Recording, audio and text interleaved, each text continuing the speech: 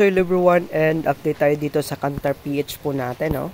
So, kung makikita po natin dito guys, dito po tayo sa screen ng Kantar. Then, dito na part, start po natin dito yung task. So, today is our withdrawal day, no? So, araw po today ng Friday, 28 February. So, dito na part, sagutan po natin dito ng survey. Okay, palit muna tayo dito sa ating, sa main page ng ating internet para mas mabilis yung kanyang response. So dito na part, may mga sagutan po tayo dito, no? So sagutan na po natin dito yung blank form. So fill in na po tayo dito ng yung mga sagot natin dito sa fill in the blank.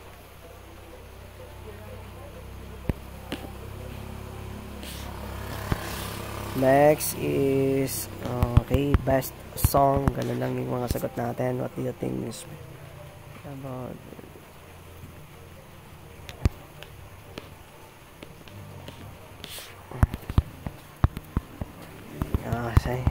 as is. Sige, yan yung mga sagutan natin.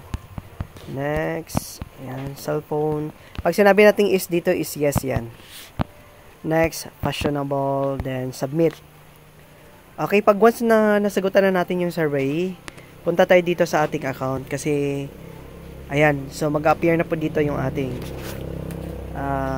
survey, no? Then today meron po tayo ditong invite yata, no? Kung nakikita po natin yan, meron po tayo ditong 186 na nakuha. So punta po tayo dito sa ating home. So hindi natin dito, no, na laman yung ating ma-invite pala tayo dito. So click natin dito yung ating pwedeng makuha sa V1 po natin. Okay, meron pong dalawang pumasok, no? So may makuha po tayong 200 pag may dalawa pang pumasok ulit. So ganito po yung income dito sa ating account. So dito sa turntable po natin, punta po tayo dito. Okay, so mamaya tayo mag-withdraw siguro guys, no? Kasi may mga makuha pa tayo ditong revenue mamaya. So sa home natin, punta po tayo dito sa turntable natin. Then again, wala pa po ditong isa, no? Or wala pa po tayo ditong number of draws. Titingnan natin dito sa scratch natin kung meron. Okay, wala pa din. So ibig sabihin kailangan nating i-PM dito yung ating consultant or yung ating hiring manager.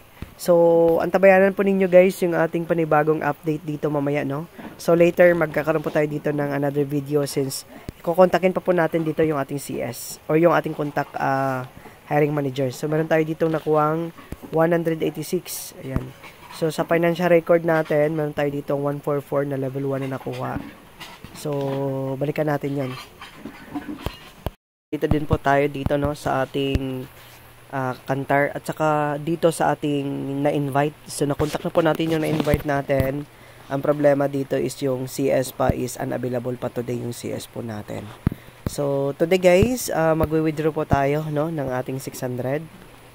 So click po natin dito yung 600, click po natin dito yung GCash natin. Then after that, i-click po natin dito yung confirm. Type po natin dito yung withdrawal password natin. Try natin ulit, no, mag-withdraw ng ganitong klaseng amount or same amount lang yung gawin natin. Withdraw 1, 2, 3, 4, 5, 6. So isang withdrawal lang po, no? So yung limit po kasi dito dapat is meron tayo ditong 2,000, no, para makapag-withdraw tayo. So today nag-withdraw po tayo dito ng 600. Antabayanan po natin yan later kung na-receive na nga ba natin dito yung ating withdrawal.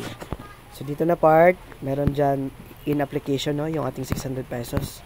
So, titingnan natin yan today kung marireceive ba natin yan or matagal nga ba yung kanyang pag-success or ilang minuto ang kanyang process dito. So, antabayanan po natin yung next video natin dito.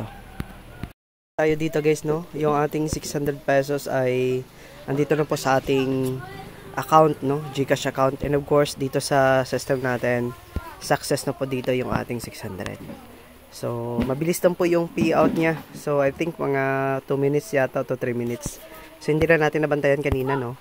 Ayan, so hindi ko mapapakita dito yung GCash natin na na-receive na natin dito yung ating investment kasi doon yun sa kabilang phone, no? Iba yung number na ginamit dito sa ating withdrawal. Ayan, so as of today, success na. So try natin ulit na mag withdraw ng isa, no? So mag-attempt tayo dito ulit ng isa kung tatanggapin ba. So kanina kasi is hindi pwede, no? Kasi one time lang po yung withdrawal dito. Every Friday po yung schedule ng V1 at saka yung V2 natin. Ayan, so may limit na po talaga. So next Friday, ipunin natin, no? Na para makapag-withdraw tayo ng 2,000, guys.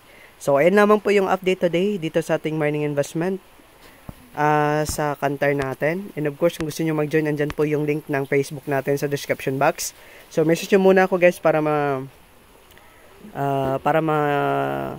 bigay ko dito yung information natin regarding po sa Kantar natin. So yan lang muna, guys, and happy earnings everyone, and bye for now.